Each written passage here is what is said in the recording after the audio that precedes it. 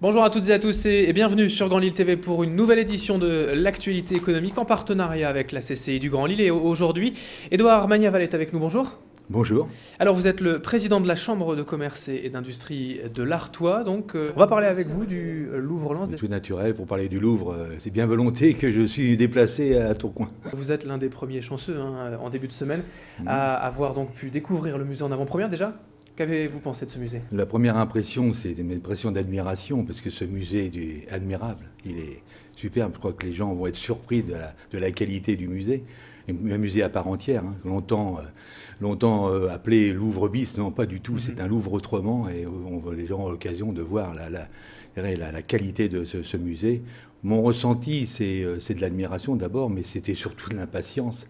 Ça fait tellement longtemps qu'on nous a annoncé l'arrivée du Louvre à Lens, c'est-à-dire fin 2004.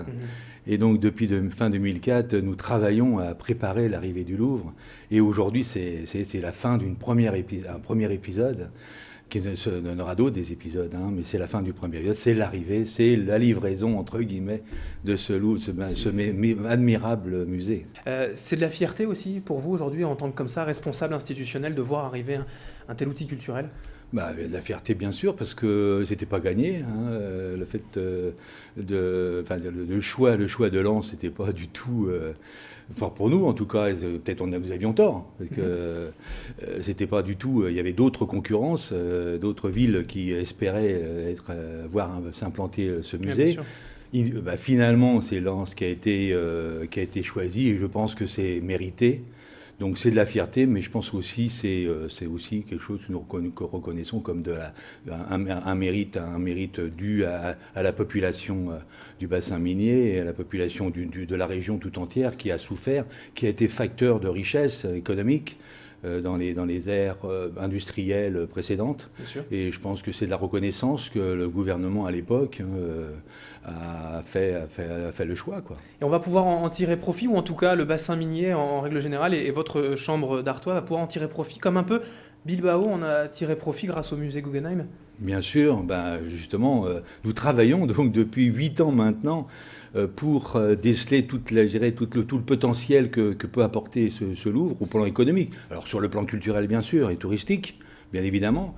D'abord, ça ne fait que renforcer une région qui est elle-même déjà touristique. On l'oublie parfois. Je crois que ça va être la 4e région de France touristique, donc c'est pas neutre. Et l'arrivée du Louvre va être forcément le phare qui rehausse l'ensemble de la région. Mais on en attend beaucoup, bien évidemment. On attend des visiteurs. On en attend 700 000 la première année et 500 000 en vitesse de croisière les années suivantes. Donc, et je pense qu'on s'est trompé, parce que ce chiffre-là était basé sur aucune statistique.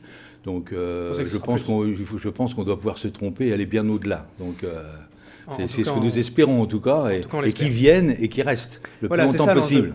D'attirer les touristes, ça je pense que c'est plus ou moins gagné d'avance. Ouais. L'enjeu pour vous, en tant que Chambre de commerce et d'industrie d'Artois, c'est de les conserver sur le territoire, de les faire consommer. Comment on va y arriver? Eh bien, c'est le gros travail qu'on a fait. C'est-à-dire qu'on a d'abord sensibilisé les commerçants, restaurateurs, hôteliers existants, les mettre, je dirais, en ordre de marche, à niveau, hein, d'accueillir des visiteurs. Alors on sait que la typologie des visiteurs est multiple, puisqu'il y aura des étrangers, un tiers, dit-on, 50% de régionaux et pour le reste des nationaux. Donc vous voyez, c'est une typologie, des groupes, des individualités, donc ça va arriver par tous les moyens de transport possibles.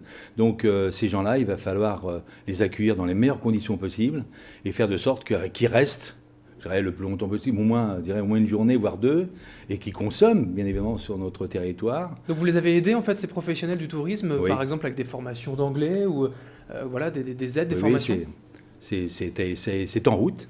Les commerçants actuellement sont dans les salles de classe habituellement avec deux types de formations. Une formation très courte pour ceux qui commencent, qui ont déjà une connaissance de l'anglais, qui ont besoin de rafraîchissement.